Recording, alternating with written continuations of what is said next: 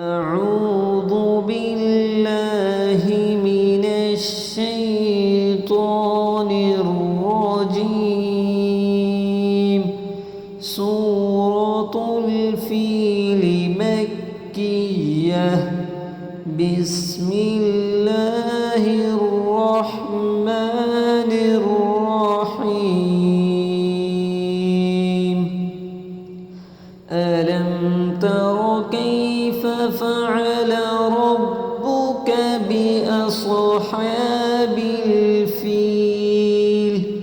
ألم يجعل كيدهم في تضليل وأرسل عليهم طيرا أبابيل ترميهم بحجارة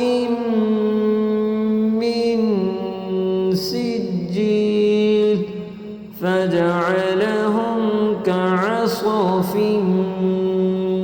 مأكول. صدق الله.